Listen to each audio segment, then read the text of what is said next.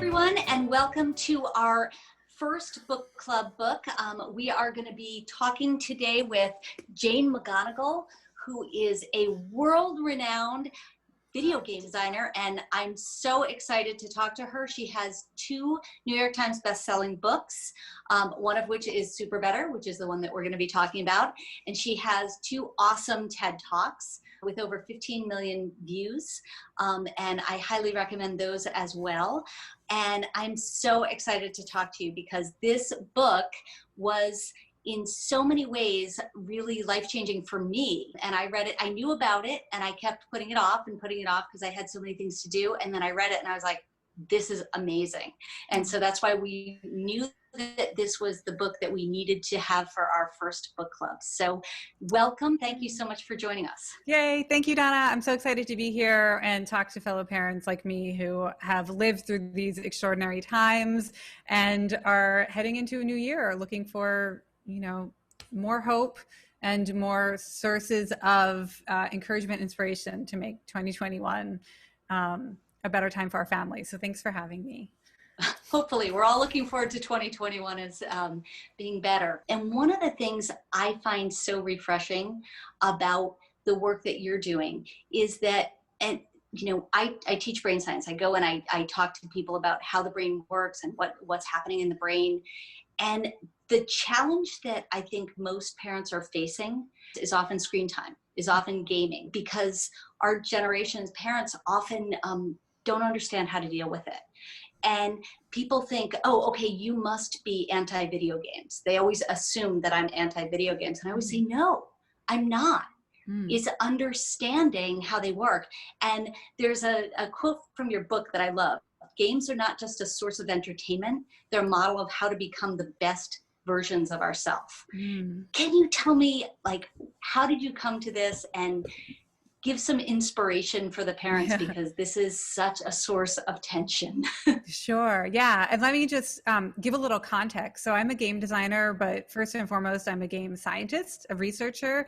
I did my PhD at UC Berkeley studying how the games that we play change how we respond to stress and obstacles and challenges, not just in the games, but in our everyday lives. And what I specialize in is teaching people who love games how to bring those strengths that they so naturally cultivate and express and depend upon when they play their favorite games, how to bring those into their entire lives, whether it's learning or work or relationships or personal growth. And so that's my background, is really trying to create that bridge between games and our everyday lives. And there are a few things. I've been researching this for 20 years now.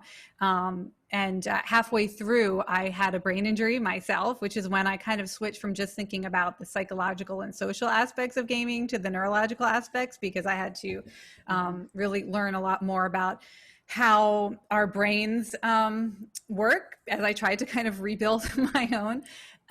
And one of the most important things I think for any parent to understand about video games today is that every video game is a learning game, not just the educational ones.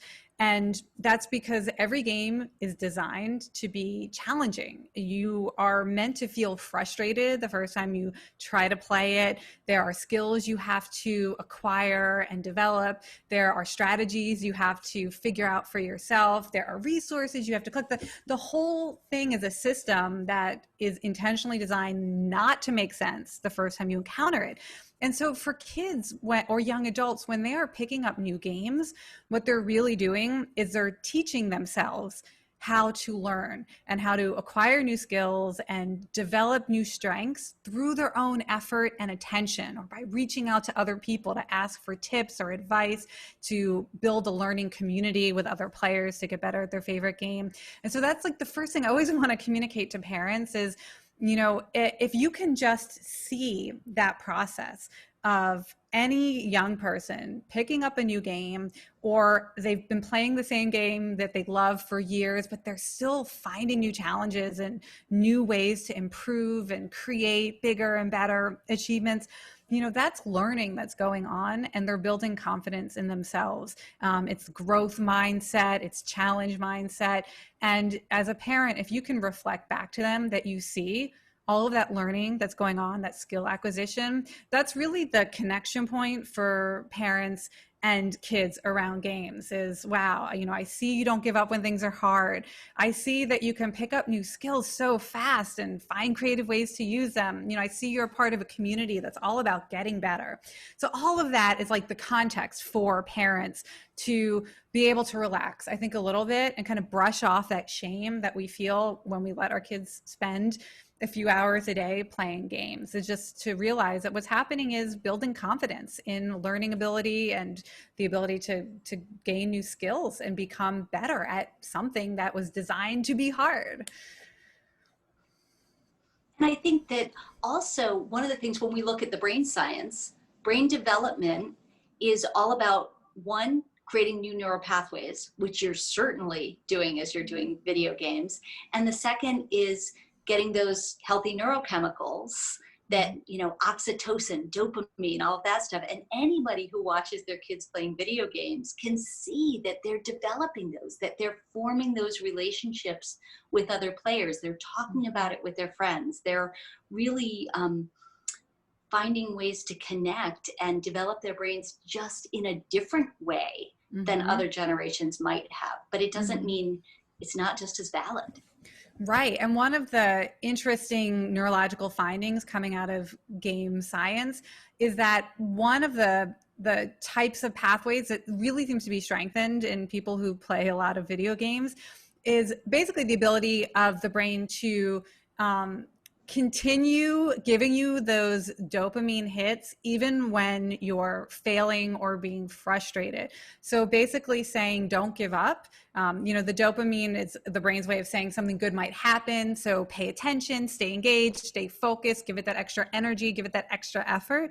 And in gamers, that system stays on and continues giving that kind of positive feedback longer, because gamers develop confidence that even if they fail once or twice or 100 times, that there is hope, because they see themselves getting better and they see the effectiveness of trying different strategies, and it's okay to be creative, and I might need to come at this from a different point of view a few times.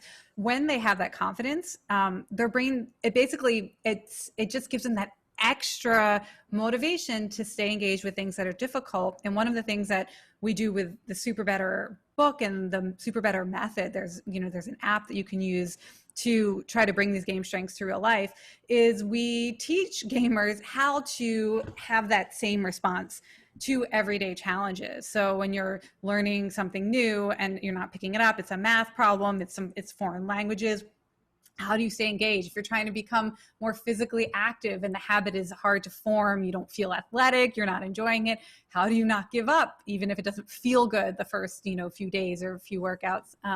So that's really encouraging. And parents worry a lot. They hear, video games produce as much dopamine as cocaine, that's why they're so addicting. It's yeah, there's a lot of dopamine involved, but your dopamine is what makes you get out of bed in the morning. The absence of it is what makes you feel depressed or hopeless. So I talk about people who spend a lot of time playing games, anywhere between 1 to 4 hours a day, is where you can still get benefits before we can talk about the sort of tipping points where it's no longer useful or beneficial to keep playing. But I call them super empowered, hopeful individuals, because they're really building those neurological pathways that say, and those are habits of thinking, those mindsets that say, you got this, it's hard, that's all right, you're good at things that are hard, and you don't give up. You're somebody who doesn't give up and you stay engaged. Well, and I think one of the things is it's priming the brain for that, so that they can translate that into their real life. We often say, we have a little character in the brain model that we use, which is a grasshopper, and he's got his arms up in the air like that. And I always say to parents that it just represents the fact that self-esteem isn't a gift we can give somebody. It's a neurochemical response we rob them of when we don't let them struggle. And what happens is, if as parents we're undermining that need for that dopamine, that drive to, okay, yeah, this is hard, but I can continue to do it. Yeah. If we undermine that, we're undermining their drive for that dopamine burst, that serotonin burst of that feeling like I'm good. And so when we can show parents that, wow, this is great, this, we can use this and translate it to what they can do in real life. Yeah, and my first book, Reality is Broken, I have a chapter on that feeling that is so universal, that in every culture, there is that same expression of when we overcome an obstacle, that, wow, the arms are up and the really wide yelling face. In game research, we call it fiero, the Italian word for pride in overcoming a difficult obstacle or challenge. And that's something I always tell parents, is you look for or listen for the sounds of fiero. You may not be right next to them while they're playing their games all the time, but you might hear that cheer, or you might be walking by and see that look of fiero on their face. And that's a perfect moment to connect around the game. In the chapter in SuperBetter it's basically, there's a chapter on how do you make sure that the gaming strengths don't stay in the game and they start to, leak back into everyday life. There's some questions that I encourage parents to ask their kids. One of them is, what is the most difficult thing that you have achieved in this game? What's the toughest achievement that you've been able to achieve? And have them identify for themselves and tell that heroic story about the impossible level that they finally managed to complete, or they collected, all 55 ponies and it took them a month, and here's how they got the last 3, or whatever it is that really felt that it required sustained effort and attention, and whatever their unique strengths are as a player. You always want to be doing this I call it strengths interviewing, interviewing your own kids about the strengths that they're showing in the games that they play. And so looking for those fiero moments is a great way to connect. I also think so much of it is there's almost this divide that kids do the games and parents sort of judge them sometimes. Yeah. And one of the things I loved is that when I read SuperBetter, I went to my son and I said, tell me about this game that you're doing with your friends. And he was playing Among Us. And I said, well, can I play? And I know that he does a lot of games that there's no way I could keep up with, because they just take so much skill that I don't necessarily have. But Among Us was one that I felt like I could do, and beginning to learn what are their games and beginning to play with them has been wonderful, because it's a great connection to understand what they're talking about. And I think that sometimes parents are afraid of that. Well, you've raised 2 really great opportunities. So the first opportunity is just to sit and play and have them teach you.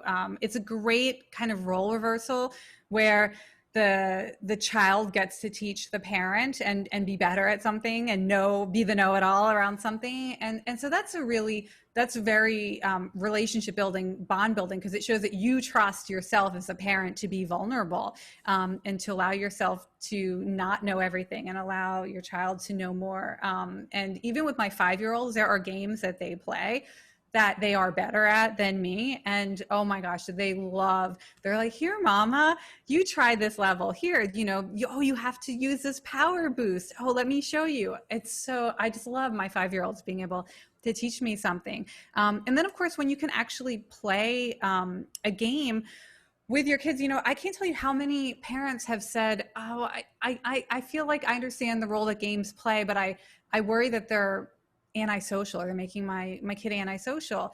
And if you are playing with them or sitting next to them, because a lot of kids like single player games, and not like, they might be doing like Roblox or Minecraft, and it's not necessarily, it's not like you're going to sit down and play with them the way you would play Uno or chess with them, but to be with them and to watch and to ask them questions about what they're doing. I would say, like, think of yourself as like a journalist, and you're writing a feature on your kids gaming and what they're good at, and what they're learning and what they're accomplishing. And just as they're playing, just ask them about what's motivating them today in that game world. Is just, you know, every game can be social, even if it's a single player game on a mobile phone. You can make it social by just being a witness for this thing that they love, and talking to them about it. And interestingly, there are still so many games that they will play. I think, you know, with Game Pigeon on the phones, and you can send an invitation to play the games. And I think, and I have 4 teenagers, so my kids are 13, 15, 17, and almost 19. So there are a lot of games that they play that I'm not going to be able to play, but they get such a kick out of it when I send them an invitation to play, you know, cup pong, which they can still beat me at. I don't think there's any game that's a video game that I can beat. Actually, that's not true. I beat my daughter at Connect 4, the Connect 4 one, a couple of times, and she was shocked. That's really funny. I just think it's so important to connect with them on them, and have them realize that I'm really enjoying them. Yeah, and I'm so excited. Yeah, and to take away, you know, like, there's so many things to worry about, especially given what's going on in the world today, that if we can take games and screen time out of the equation, it's one less thing we have to have arguments about in the house. And I'm not saying there don't have to be limits. So, you know, I mentioned earlier the sort of tipping point, and maybe it's worth talking about that. One of the pieces of research I did for the book SuperBetter was a meta-analysis of all of the studies that have been published in peer-reviewed scientific journals going back 20 years, looking at the impacts of gaming on young adults and kids, and looking at the impacts on mood, depression, anxiety, on physical health, on relationships with their peers and their parents, on their school performance, on their likelihood to take drugs or abuse alcohol. I mean, looking at every possible impact. There were hundreds of studies published over these 20 years. And what I found is that there was not a single study that showed any negative effects, whether correlated or caused by, no relationship, for young adults or kids playing 3 hours a day or less. That in some cases you would start to find negative impacts on physical health or grades, depending on, you know, if they're putting 4 or 5 more hours a day in gaming. There's only so much time in the day to get exercise, to do studies, to connect with other people in your life who aren't playing your favorite games. So you can't put all of your time into games, but up to a certain point, there is no evidence to suggest that there are any harms, and many of these sort of concrete ways that you can make sure that they're getting benefits by thinking about, you know, what they're getting better by playing the games, by playing with friends and family. There's all these concrete things you can do to get the benefits. But so for families, just to, you know, keep a watch going for a few weeks if you're feeling guilty, you're feeling stressed. And if it's less than 21 hours a week of gaming, you can just relax. And if you've got a loved one in your life who you're worried that there's it does look like an addiction, or it does seem almost like a pathological compulsion to play and play and play, even though they should be working or should be studying or doing something else, you don't try to quit cold turkey. You don't take the games away. Games are powerful antidepressant. As you said, they work on our brain to produce these the neurochemicals that create that motivation to get up in the morning and to feel good about ourselves and our self-identity. So you don't take the games away. That would be actually very damaging and destructive to their well-being. But you just get it under 21 hours a week, and then you can relax, they can relax, and still have this positive source of connection and engagement. But you don't have to fight about it. You don't have to stress and worry that it might be having some negative impacts. Well, and to that point, you made another excellent point in the book, that why you're playing the games makes a big difference. Mm-hmm. Are you playing the games to escape your real life, or do you play to make your real life better? And I think that that's such a critical aspect of it, because if we feel like kids are playing to escape their life or escape the pain of their life, then that's a bigger issue that needs to be addressed. Yeah. And I think understanding how can we, not taking the video games away, but how can we make their life one that they're not looking to escape? Right. I mean, there are different things that there's kind of two approaches. One is to use the games as a source of connection and in a place where you can start to increase the well-being of your child. So, you know, if your child is depressed and anxious, except when they're playing games, yeah, you want to acknowledge that there's an issue over here, but first and foremost, can you lean into, they have identified an activity that brings them well-being. And you know, the psychological literature goes back again also decades, looking at Csikszentmihalyi's idea of flow and what the sort of optimal type of engagement is to make us feel connected to others, to feel confidence in our own abilities. If your child has identified this flow activity in which when they're playing, they have access to positive emotions that they don't have access to otherwise, they have access to social confidence they don't have otherwise, just show up for them and be present with them around that gaming so they don't feel like it's an escape from real life. It is their real life. The problem happens when they think they can only be happy in games or they can only feel good in games, and that somehow doesn't count. So they see themselves as a failure to be happy in real life. They see that there's something wrong with them. What you have to step away from that binary, and you have to embrace the fact that for if your child is struggling, that they've identified something that makes them feel good and that connects them to other people. When I had my traumatic brain injury, if you know, this is a sort of introduction to the book, I had as one symptom of that extreme depression, anxiety that led to suicidal ideation. And, you know, through my experience of having that incredible darkness, I came to realize that if you can find something that makes you happy, and you know, it's not, you're not taking a narcotic, you're not doing something that is physically dangerous or harms yourself or others, that this something as simple as play, if you can tear back, you know, a black fog, or you can undermine the anxious thoughts, or you can put a lid on depressive rumination and just feel good, that's a superpower you have. And it's very affordable, it's very accessible, it's mobile, it's social. And so, you know, for parents to see that, you know, it's not, games are a tool and they're not an escape. They are a tool for actively making you better and your life better. And so that is important. And you just show up for that and let them have that as a part of their self-identity. And I think that's such a critical piece as we move into this winter and parents are spending more time with their kids and making those connections and helping them use that tool, that you know, superpower there to help them to negotiate through the challenges that we're facing in real life, which makes the transition to that second part of the book. So in the book, you spend the first part talking about video games and the brain science behind that, and then talk about the SuperBetter plan. Yeah. with taking what you know about the video games and helping to use that for challenges in our life. So can you explain a little bit more about that? And you talked about your brain injury and how that started.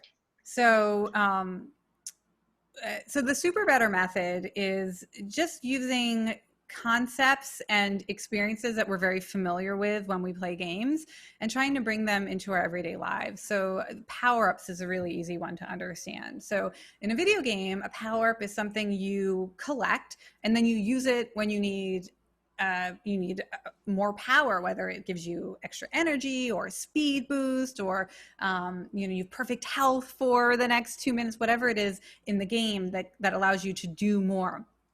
And in real life, you can collect power-ups too. One of the first things you do when you're playing SuperBetter is you basically, it's like a real life scavenger hunt for things that make you feel good. And we invite you to look for power-ups that make you feel better physically, but also emotionally or socially.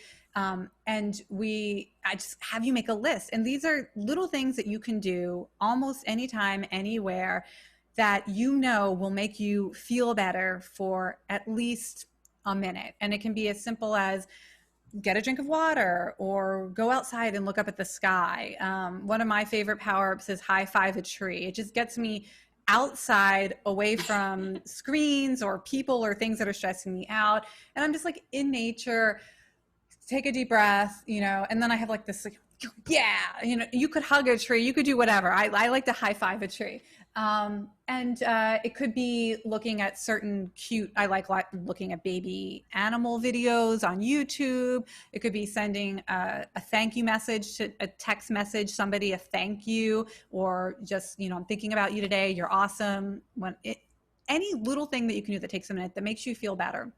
Because what happens is, when you collect power-ups, then you start to realize you have more control over how you feel than you might have otherwise thought. And that, having a bad day, whether it's a bad day because things aren't going your way, you have to do things that you don't like, or you're having physical symptoms, or you're having anxiety or whatever, you're lonely, it's bad weather, whatever is not going your way, there are things that are in your control. And that's the same kind of self-efficacy that gamers develop when they play their favorite games. They know if a level is, really hard, or they have to face a really difficult opponent, they try to figure out, what are all my power-ups, some resources that I can bring to this challenge to get through it. So if you're having a bad day, you don't have to worry, because here's all of the power-ups that you've been collecting, and you can tell other people about your power-ups, and you can share and trade ideas. And it becomes this really nice language for parents to talk to their kids, and friends to talk to each other, and partners, just so you can understand. And then you can start to bring them a power-up. If you know what their power-up is, it gives you an easy way to show up for someone else and help them. So there is, with all of the SuperBetter methods, there is this kind of social aspect where if I know what your game is like, then I can play it with you. I can show up and help you fight your bad guys that you've identified, or go on the quest that you've designed, or celebrate the secret identity that you have adopted. I love that, and I love the social aspect of it. I think it's such a powerful thing for families to know as well, and even extended families to, as we're having some of these holidays that are long distance, to begin to talk to each other about what were your power-ups? Did you do a power-up today? And I like that we can send off those quick messages for things like that, and help each other along, because people need support right now. And this gives a way to do that. Yeah, and it just gives you a common language. I mean, one of the things that we know that's so powerful about video games is that if you have played the same game as somebody else, then you have these common these common experiences that really create a foundation for relating to each other. 1 billion people have played Pokemon Go. You can meet people from anywhere on the planet. In fact, it's interesting. Last summer, we took our kids on their first big trip. We were in London. We were in a public park having a little picnic, and we were playing Pokemon Go. And these two young women approached us. They didn't speak any English. They were traveling from Japan. And they had made a little sign that had all the Pokemon, the rare Pokemon that they had caught in Japan, where you can catch region-specific Pokemon that you can't catch here. And then the ones they were looking for, and they showed us the ones they had and the ones they were looking for, and we figured out how to trade with them. And my daughters, who were 4 at the time, this is, they talk about core memories, like things you remember your whole life and you just always are talking about and reflecting on. This is one of their first core memories. They feel like we traded Pokemon with them, we became friends with them in the game, we sent each other virtual gifts in the game, still, a year and a half later. And they feel like they have a friend in Japan. They feel like they know someone on that side of the world, and it got them interested in trying Japanese food and learning some language.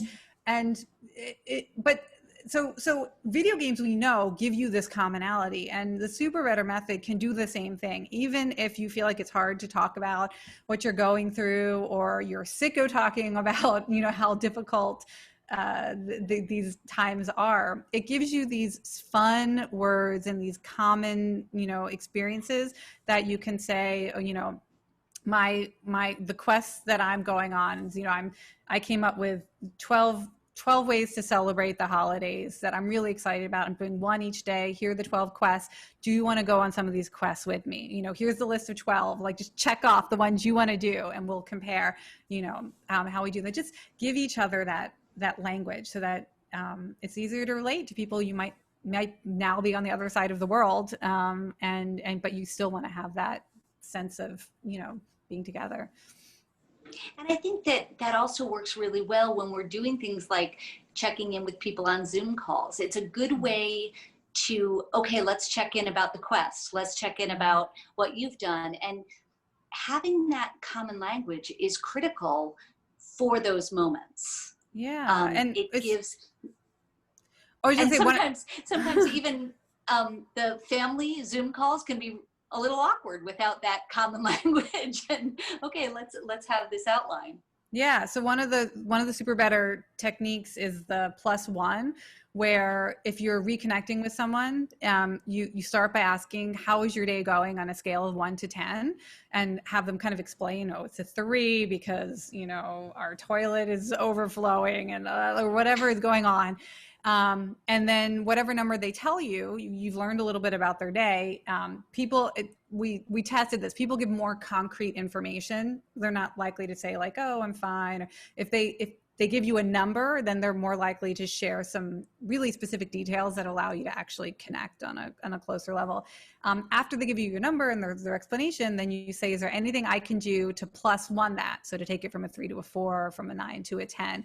And a lot of times people don't think of an answer right away, but you can circle back to it at the end of the conversation, or later in the day by text. And I really can't tell you how happy it makes me feel when my own parents can tell me something I can do to +1 them, make a video of, one of our daughters reading a book to send them, because, our kids are learning to read right now, and that would make their day better, or whatever it can be. But just giving each other permission to ask for a little thing, just a little +1. That's something you can do at the beginning of a call, and then you can do it, check in later at the end of the call, or the next day, or the next week. And so it's this idea. It's all about, in games, it's so easy to help each other.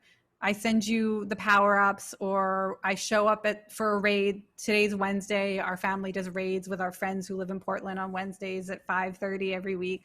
It's very easy to help each other. We know what the other person needs. So SuperBetter is just about, how do we figure out what people need in our everyday lives as easily as we do in games.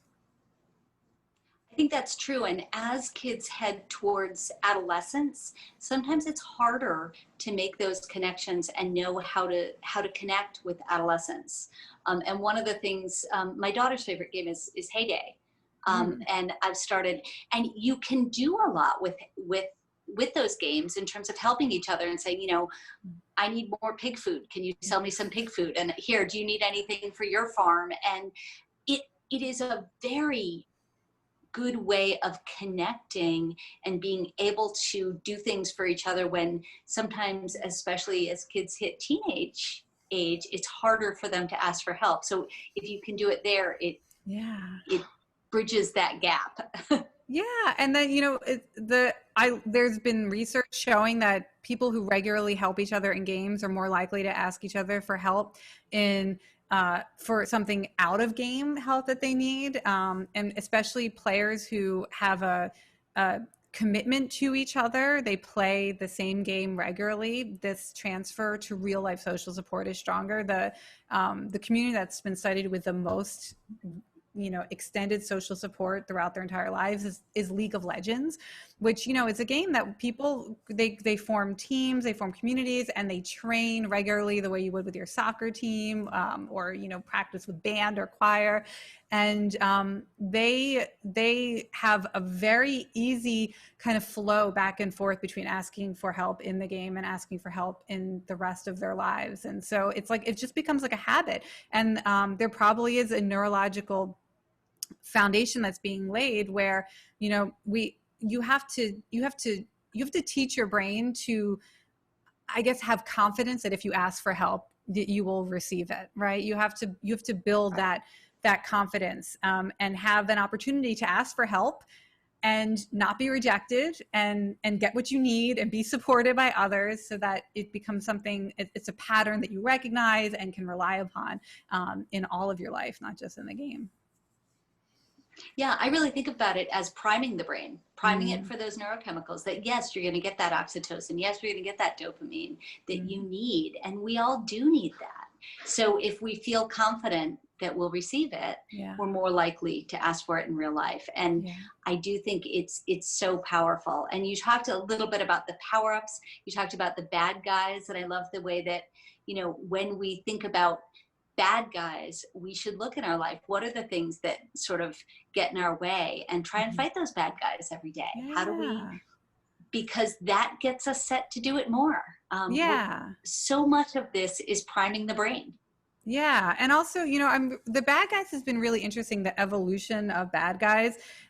So, in the SuperBetter method, you make a list of things that you feel are a problem for you, and it could be a bad habit that you're trying to break. It could be a type of pain that you have. Maybe you have an injury, and you wish you could get out there and play your sport again, but you're overcoming this injury, or there's you keep getting hung up on a certain skill or a subject area you're trying to learn. You've got this list of all your bad guys, and then what I realized, this we've been studying, running randomized controlled trials, clinical trials of this method for years now. What I've come to realize is how important it is to give players of SuperBetter, people who use this method, a really diverse range of ways to relate to your bad guy. Because some bad guys you might just need to learn to live with, and that they become somebody, you kind of take their power away by not trying to fight them all the time. When I was recovering with the traumatic brain injury, I had to realize that I couldn't wait to overcome my headaches or my migraines to do what I wanted to do. I was going to need to wake up and say, I'm going to have a bad headache today, and I'm going to take my dog for a walk, because I really want my dog to be happy, and it's meaningful to me to give my dog a good life. We teach people with fighting these bad guys, it's not a but, it's an end. These things that are giving you troubles, they don't need to stop you from getting better at something else, or doing something that matters to you. Or even if you're not feeling happy today, you can still do something that sets you up for, maybe you'll feel better in the future because you did this thing that was important today. And that's really important. Like, where the SuperBetter method isn't about, you're not turning things into a game so that everything's easy and you overcome all your challenges and life is awesome and you have no problems anymore. SuperBetter method assumes that there will always be challenges. Every day you're going to wake up and something will be hard, because every time you play a game, something is hard. You never stop having to wrestle with challenges and ask allies for help and try different strategies, and take a deep breath if it's just not going to be your day to win this level. I mean, you're always going to be challenged and frustrated. And so, it's really important for me to make sure people know that SuperBetter and bringing this gameful approach to real life, it's not going to make everything easy. It's just going to give you that fortitude that you feel when you're playing games, where I'm not giving up, and I know I can get better, and I know others will help me, to bring that fortitude to everything else. But that's really important, because life isn't easy, right? We're going to face challenges. So we need to know how to handle that. That's what resilience is. Yeah. We talk about resilience as our response to any challenge, good, bad, big, or small. And we can learn from those small challenges. We can build up brain pathways around how we're going to handle those bigger challenges. And if we don't do that, if we don't build those resilient brain pathways to handle challenges, Yeah. we're going to come across challenges that really we're not able to do. So we've got to build that up. Yeah. And I think whether video games or other challenges that kids face, if we can begin to have that language to talk to them and encourage them to use their allies. We talk about them as supports, but who and what do you go to ask for help?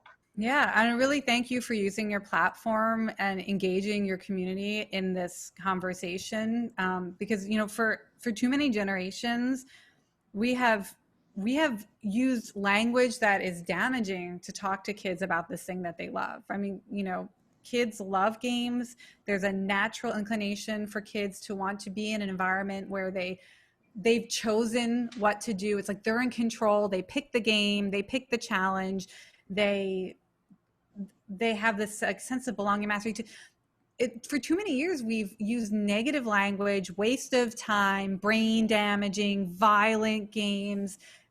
We've used all these negative terms to talk about something that actually is a source of hope, a source of friendship, a source of self-confidence in young people. And so I just want to thank you for, helping change this conversation and use language and use actual co-playing experiences to lean into what's positive and what's good, not just about games, but about the people who play them, and to take away the unnecessary anxiety and shame and fighting, so that we can bring the best out of ourselves and each other with games. I really appreciate that you've opened up that conversation. Well, thank you for the work that you're doing, because I think it is critical. It does bridge this divide, and it helps give parents permission. And I've come a long way on it. My oldest is a little bit bitter about the fact that he had the parent I was when he was younger. I was much less of an advocate of video games, and now I've learned a lot about it. And I said to him, I learn, and I feel like there's such power, and particularly as we're so focused on brain science of mental health, and teaching kids and teaching people the brain science of building resilience and fostering mental health, that a big part of that is video games, is understanding how to use those games to help us build resilience.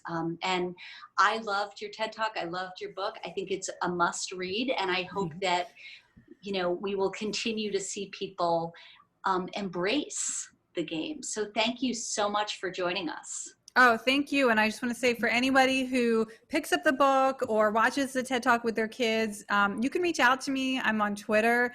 My email address is on my website if you Google me. And I would just love to hear, any experiences that parents have had, or any ahas that you've had as you learn to connect through games and reflect back to your kids, the positives that you see in who they are when they play. Reach out to me. Let me know what you're seeing, what you're experiencing as you do this. I would love to hear from everyone. And we'll put your contact information on the as we post this. Oh, perfect. For people to watch. So great. That's Awesome. Great. Really excited to continue to see what you do. But this is awesome. And SuperBetter is also an app. Yeah, and let me just say, it's a free app. There's no advertisement. There's no purchases.